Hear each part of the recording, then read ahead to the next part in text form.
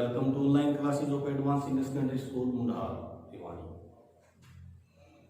Students, आज हम chapter नया शुरू कर रहे हैं वॉइस का। In English there are two voices, active voice and passive voice. Active voice where the subject is directly connected linked with verb, active voice. And where the subject is not directly linked with verb, passive voice. नाम से भी समझते हैं active सुस्त, passive सुस्त, तो निष्क्रिय कह सकते हैं, सुस्त की बजाय निष्क्रिय। तो सक्रिय, निष्क्रिय क्रिया जब वर्ब और सब्जेक्ट और वर्ब सीधे जुड़े हुए, सक्रिय सीधे जुड़े हुए नहीं है तो निष्क्रिय। हिंदी में आप वाच्य परिवर्तन कहते हैं, सकर्मक अकर्मक क्रियाएं कहते हैं, तो ठीक वही बात है कि इंग्लिश में भी एक्टिव वॉइस, पैसिव वॉइस। तो यहां जो बात है वो ये है कि वर्ब जैसे दो तरह की होती हैं, transitive verb, intransitive verb. Transitive verb वो होती हैं जहां वर्ब को ऑब्जेक्ट की आवश्यकता होती है। The verb needs object. Transitive verb, the verb that doesn't need object, intransitive verbs. तो यहां इनका जिक्र इसलिए किया जा रहा है कि इंट्रांजिटिव वर्ब्स की पैसिव वॉइस चेंज नहीं होती। तो केवल ट्रांजिटिव वर्ब्स की पैसिव वॉइस चेंज होगी। तो इंट्रांजिटिव वर्ब्स का एग्जांपल मैं लिखता हूं एक दो। देखो जैसे दे लाफ, वे हंसते हैं, तो ऑब्जेक्ट की जरूरत नहीं पड़ी, sentence complete, sense complete. The birds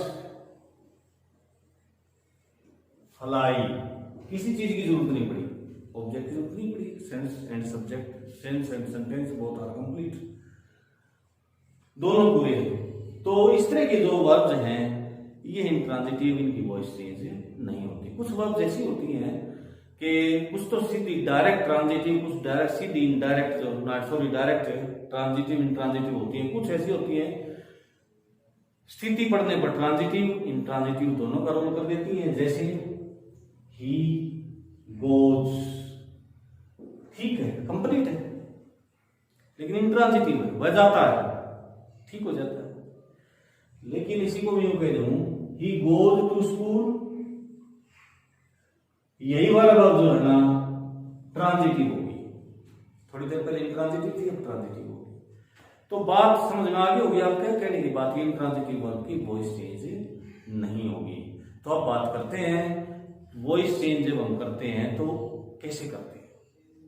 very simple, बहुत ही आसान आप जो है ना इसको पाएंगे। हाँ, टेंसेज का आना जरूरी है, टेंसेज की जो है ना पहचान आपको जरूरी है। जब तक टेंस की पहचान नहीं होगी, आप सेंटेंस को पहचान नहीं पाएंगे ये उस टेंस का है, तो फिर बात नहीं बनेगी।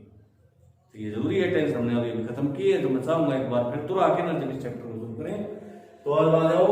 4 बेसिक बातें हैं जो थ्रू आउट चैप्टर हमने अपनानी है। वो बेसिक बातें हैं, सब्जेक्ट ऑब्जेक्ट हो जाएगा और ऑब्जेक्ट सब्जेक्ट में बदल जाएगा। कहने की बात ये, सब्जेक्ट को कर दो ऑब्जेक्ट और ऑब्जेक्ट को सब्जेक्ट। दूसरा जो नियम है वो पास्ट पार्टिसिपल वर्ब की थर्ड फॉर्म का प्रयोग होगा। किसी भी टेंस की हम वॉइस चेंज करें, वर्ब की पैसिव वॉइस में वर्ब की थर्ड फॉर्म आएगी, पक्की बात। यूज ऑफ हेल्पिंग वर्ब्स, दो टेंसेज ऐसे हैं जिसके सिंपल में हेल्पिंग वर्ब नहीं आती, present indefinite and past indefinite. बाद में प्रेजेंट इंडेफिनिट में डूड आ जाते हैं, तो पास्ट इंडेफिनिट में डिड आ जाता है। जबकि वॉइस जो चेंज करेंगे उस समय हेल्पिंग वर्ब की हमें जरूरत पड़ेगी शुरू में ही। तो कहने की बात यह है, जहां नहीं है वहां लगाएंगे, जहां ऑलरेडी है अकॉर्डिंग टू सब्जेक्ट उसको हम यूज करेंगे। मतलब हेल्पिंग वर्ब जरूर आएगी। अगला, कनेक्ट ऑब्जेक्ट विद बाई, और जिस सब्जेक्ट को हम ऑब्जेक्ट बना रहे हैं उसको बाई से जोड़ो। बाई से जोड़ेंगे, उसको हम बाई प्रीपोजिशन का प्रयोग करेंगे उसको जोड़ने के लिए। ये 4 बातें थ्रू आउट चैप्टर अपनाएंगे हर जगह, ये हर जगह काम आएंगे। फिर एक एक बात, एक एक रूल, एक एक नियम जो है ना वो टेंस वाइज आता रहेगा। प्रेजेंट इंडेफिनिट का, पास्ट इंडेफिनिट का अपना है, फ्यूचर इंडेफिनिट का अपना है। तो इसको मैंने एक डायग्राम बना के समझाने की कोशिश की है। तो जैसे दे सेंटेंस है, दे सिंग ए सॉन्ग, दे सब्जेक्ट है और ए सॉन्ग ऑब्जेक्ट है, और वर्ब क्या है, सिंग। ये पीपी लिखा है हमने। तो अब देखो सब्जेक्ट क्या बदल गया, ऑब्जेक्ट की जगह चला गया, और जो ऑब्जेक्ट था वो किसकी जगह आ गया, सब्जेक्ट की जगह आ गया। और जो है ना ये सीइंग पीपी पास्ट पार्टिसिपल में चेंज हो गया और संग हो गया। ये वर्ब फ्रेज है सारा, मतलब थर्ड फॉर्म आ गई। मोटी बात कहने की ये। तो आगे होगी समझ में बात, subject to object, object to subject, helping verb का प्रयोग, थर्ड फॉर्म का प्रयोग और बाई से जोड़ना है ऑब्जेक्ट को, और जो है ना दे का क्या हो गया देन। ये भी मैं थोड़ा सा यहाँ एक बार आपको बता दूं, ये जो रिलेटिव प्रोनाउन होते हैं एक बार आप जानते तो हैं, लेकिन फिर भी एक बार आपको ताजा करवा देता हूं। I, my, me, we, our, us, you, your, you, he, his, him, she, her, her, they, dear, them, it, its, it। तो ये थे फॉर्म तो इनकी 4 और 5 मतलब इस तरह से आगे भी जाती है, लेकिन आज मतलब की बात यहीं तक कहते हैं, यहीं तक करेंगे। तो बेटा ये लाइन जो है सारी, ये सारी सब्जेक्ट की है, ये सब क्या है सब्जेक्ट है, और ये जो लाइन है ये सारी ऑब्जेक्ट की है, ये सब क्या है ऑब्जेक्ट। ये बीच वाले क्या है पोजेसिव, पोजेसिव पोजेस वर्ब होती है, ये लिख दी मैंने पोजेस, पोजेस अधिकार होना, पोजेसिव जो अधिकार को दिखाएं, अधिकार को दिखाएं, my bag, your pen, our school, our country, इस तरह से। तो ये सब्जेक्ट ये ऑब्जेक्ट। अब जैसे बात कर रहे थे दे सब्जेक्ट था, ये रहा दे किसकी जगह आ गया ऑब्जेक्ट की जगह आ गया, हो गया देन। देन उल्टा सब्जेक्ट की जगह ले जाएंगे क्या हो जाएगा दे। अस ऑब्जेक्ट है, सब्जेक्ट की जगह ले जाएंगे क्या हो जाएगा वी को ऑब्जेक्ट की जगह ले जाएंगे क्या हो जाएगा अस। इस तरह से इनको एक बार फिर ताजा कर दिया हमने। अब आगे बढ़ते हैं, तो शुरुआत करते हैं हम present indefinite, present indefinite tense. और मैंने अभी बताया था 4 जो रूल हैं ये तो थ्रू आउट चैप्टर चलेंगे, हर जगह चलेंगे, एक एक इनका पर्सनल होगा टेंसेस का। तो प्रेजेंट इंडेफिनिट का पर्सनल क्या है भाई, इसमें जो है ना is, am, are, helping verb का प्रयोग होगा। मैंने बताया था इसके शुरू में हेल्पिंग वर्ब नहीं होती, बाद में डू डज आते हैं नेगेटिव इंटरोगेटिव में। तो अब डू डज का बिल्कुल प्रयोग नहीं होगा, पैसिव वॉइस में इज, एम, आर का ही प्रयोग होगा, बस ये नई बात है इसमें। तो जैसे I like Apple, I like Apple, तो ये हो जाएगा Apple is, Apple singular is लगा दिया, प्लूरल होता आर लगा देते, आई होता एम लगा देते। Apple is like third form, by से जोड़ दिया ऑब्जेक्ट को, आई का ऑब्जेक्ट क्या हो जाएगा me. They do not fly kite today, आज वे पतंग नहीं उड़ाते। तो ये हो जाएगा, ये सब्जेक्ट हुआ, ये वर्ब फ्रेज हो गया, और ये हो गया object. Kite is not phloem bye them, sorry today. कोशिश करो ऑब्जेक्ट को सबसे बाद में ले जाने की, बाय देम, इस तरह से। तो समझ में आ गया होगा आपके। तो एक सेंटेंस में इंटरोगेटिव लिखता हूं, what do you want, what do you want.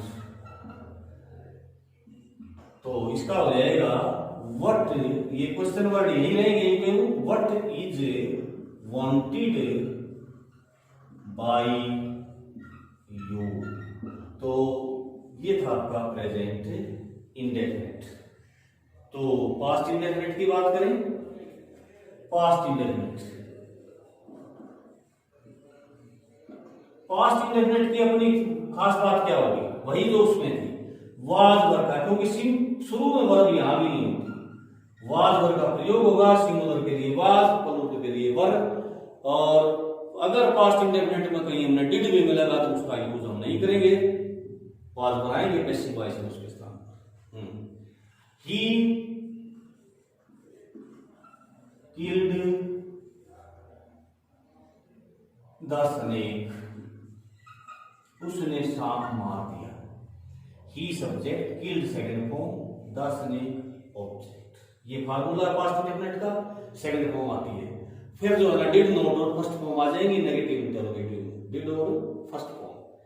तो अब आ जाइए the snake, the snake was killed by, he था तो him, she did not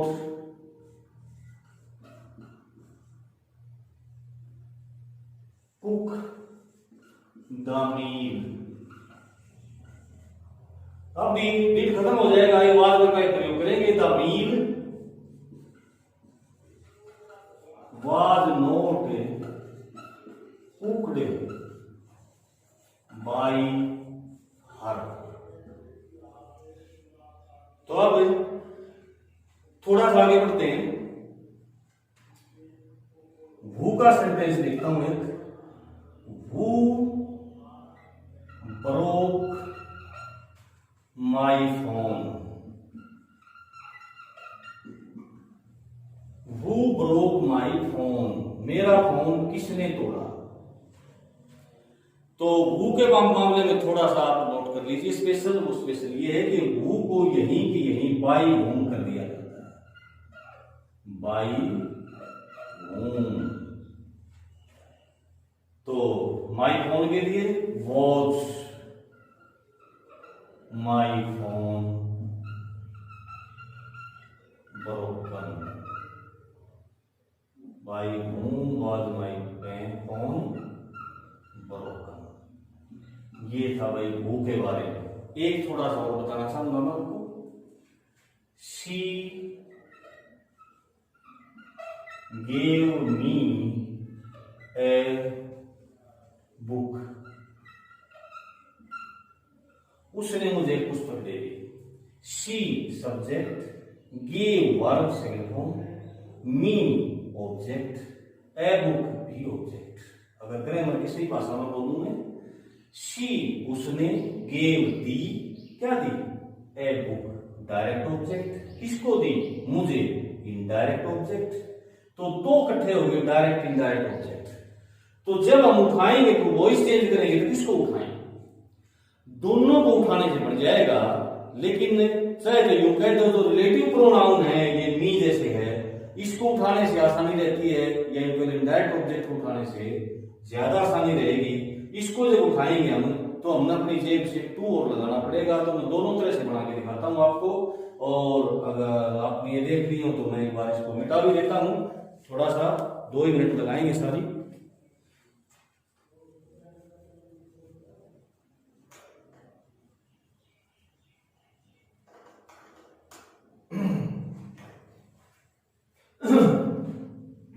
देखो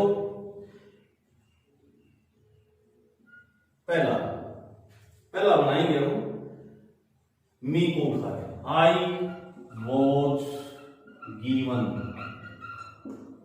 ए बुक बाय हर। और दूसरा जो बनाएंगे वो है a book, a book was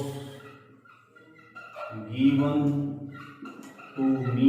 ये टू लगाना पड़ेगा हमें, जबकि यहां पर हमने मी को उठा के आई बना दिया था। ए बुक यू का यू यहीं के ये रह गया था दूसरा ऑब्जेक्ट, लेकिन यहां ये मी यू का यू रहेगा, इसके लिए टू लगाना पड़ेगा बाई हर। तो ये दोनों तरह से बना के आपको दिखा दिया है। तो अब बात करते हैं future indefinite. Future indefinite, future indefinite का फार्मूला बड़ा सीधा सा, क्या, subject shall be, first form object. हम पहले टेंसिल में कर चुके हैं, फिर मॉडल कर लिए हमने, तो बार बार पढ़ा है shall will, members of modal family, और मॉडल है ये खुद। तो इनके बाद हमेशा फर्स्ट फॉर्म आएगी। यहाँ थोड़ी सी वही दिक्कत आएगी, थोड़ी सी दिक्कत कौन सी कि पैसिव वॉइस में थर्ड फॉर्म जरूरी है, तो सेल विल के बाद सीधी थर्ड फॉर्म लगा नहीं सकते। वही हालात जैसे हमने टेंसेस के पैटर्न में किए थे वही यहाँ पर भी करेंगे, और वो ये है कि बी का प्रयोग करेंगे। Be will play the role of first form for shall will. तो जैसे मैं कहूं I shall revise my poem, तो ये हो जाएगा my poem will be revised by me. बाकी सब कुछ जैसे करते आए थे वैसे का वैसा। तो 3 टेंसेज हमने अभी किए हैं। तीनों सेंटेंसेज के बेटा तीनों टेंसेज के कम से कम भी 10-10 sentence negative, interrogative, question word वाले आपने जरूर से जरूर बनाने हैं। सारे रूल रेगुलेशन जिसने अभी एक्सप्लेन किए हैं उनको कॉपी में लिखना है, दोहराना है, याद करना है। और मैं फिर कहूंगा एक बार, साथ में टेंसेज को भी दोहराना है। और उसके बाद फिर जो है वो इसकी प्रैक्टिस होगी। जब तक टेंसेज कच्चे हैं वो इसकी प्रैक्टिस नहीं कर पाओगे आप। तो आशा है आप मेरा काम मानेंगे और मन लगा के काम करेंगे। धन्यवाद।